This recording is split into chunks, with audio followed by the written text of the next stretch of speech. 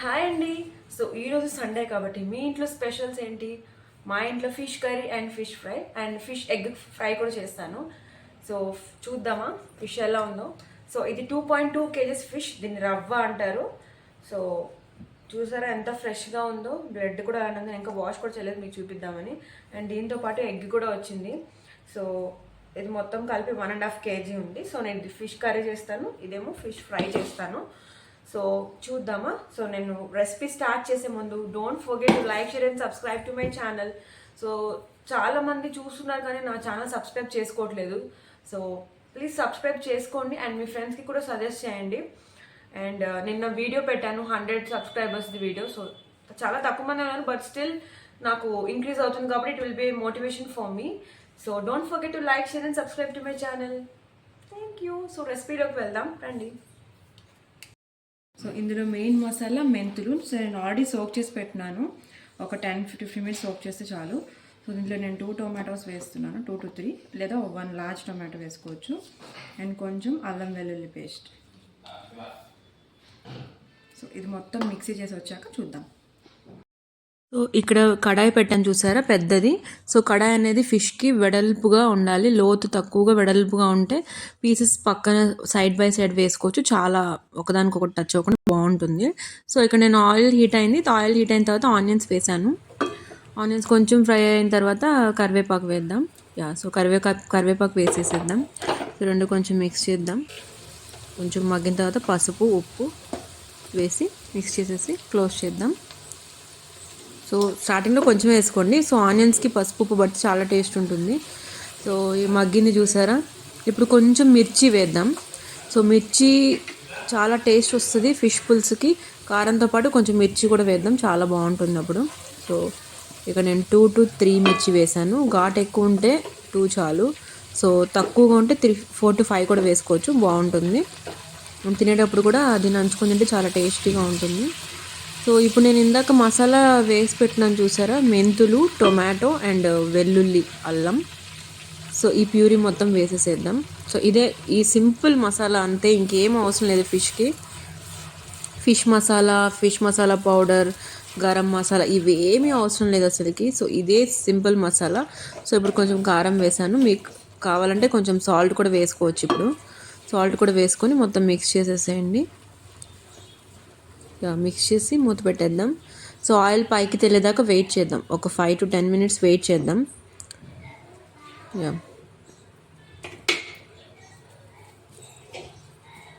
Fish కర్రీలో main పులుపు, కారం ఇంపార్టెంట్ అండి. సో కారం బాగుంటే చాలా బాగుంటుంది, కారం పులుపు వీటిలో ఏది తగినా కర్రీ అస్సలు బాగోదు. సో చూసారా ఇక్కడ ఆనియన్స్ అవన్నీ ఫ్రై అయ్యి ఆయిల్ పైకి తెలింది. ఇప్పుడు మనం చింతపండు రసం వేద్దాం. సో చాలామంది ముక్కలు ముందే వేసేస్తే చితికిపోద్ది. సో రసం వేసిన తర్వాత బాగా మరిగాక దించబోయే 10 మినిట్స్ ముందు ఫిష్ పీసెస్ వేస్తే ముక్క చిదరదు, ముక్కకి పులుసు బాగా పడుతుంది, చాలా టేస్టీగా ఉంటుంది. మరి ముక్కలు వేసేసి దించితే కూడా బాగోదు, కొంచెం ఒక 10 to 15 మినిట్స్ ముక్కలు కూడా మరగాలి పులుసులో, అప్పుడే పులుసు బాగా పడుతుంది. సో ఇక్కడ నేను చింతపండు రసం వేసాను చూడండి, కొంచెం వాటర్, ముక్క మునిగేంత వరకు వాటర్ అనేది ఉండాలి, అప్పుడే పులుసు బాగుంటుంది. సో లేకపోతే పై ముక్క అలానే ఉంటుంది, కింద వరకే పులుసు పడుతుంది. సో ఇక్కడ నేను కొంచెం వాటర్ కూడా వేస్తున్నాను మునిగేదాకా. సో వేసిన తర్వాత ఇప్పుడు ఫిష్ పీసెస్ వేద్దాం.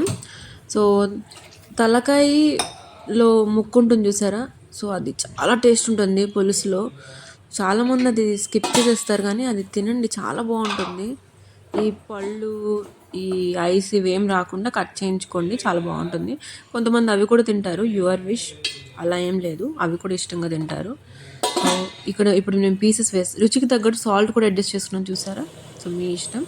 సో ఇప్పుడు నేను కాసేపు ఎంతో చూసారా బాగా మరుగుతుంది. ఇప్పుడు పీసెస్ వేద్దాం, ముందే వేసేస్తే బాగా చితికిపోద్ది పీస్ అనేది. సో ఇప్పుడు పీసెస్ వేద్దాం 1 by 1. చూసారా స్లోగా ఒకదాని పక్కన ఒకటి వేసుకోండి. పీస్ లోపలికి, ముక్క లోపలికి ఉన్నట్టు వేసాను చూసారా తలకాయ. ఇవన్నీ ఒకదాని తర్వాత ఒకటి స్లోగా వేసుకోండి, ఒకదాని మీద ఒకటి టచ్ అవ్వకుండా. సో పులుసు చాలా బాగుంటుంది, అస్సలు ముక్క అనేది విరగదు. మీరు ఒకసారి ట్రై చేయండి. చాలామంది తెలియక చిన్న కడాయి పెట్టుకొని దాని మీదే వేసేసుకొని, అంటే కర్రీ రాని వాళ్ళ సంగతి చెప్తున్నాను, వచ్చిన వాళ్ళకి మీ ఒక ఆల్రెడీ తెలిసే ఉంటుందిలేండి. సో ఇక్కడ నేను వేసాను చూసారా, అట్లా వేసుకోండి, చాలా బాగుంటుంది. అయిపోయింది. సో ఇక్కడ నేను ఫిష్ ఎగ్ కూడా వేస్తున్నాను చూడండి, మొత్తం వేయట్లేదు, కొంచెం ఫ్రై కూడా ఉంచాను. సో ఫ్రై కంటే పులుసు ఇంకా టేస్ట్ ఉంటుంది ఎగ్. సో దీన్ని జనపాయ అంటారు తెలుగులో, చాలామందికి తెలియదు దీని టేస్ట్. ఒకసారి పులుసులో వేసుకొని చూడండి, చాలా బాగుంటుంది తినేటప్పుడు. అసలు చెప్పాలంటే ఫిష్ పీస్ కన్నా ఎగ్ ఇంకా టేస్ట్ ఉంటుంది. యా.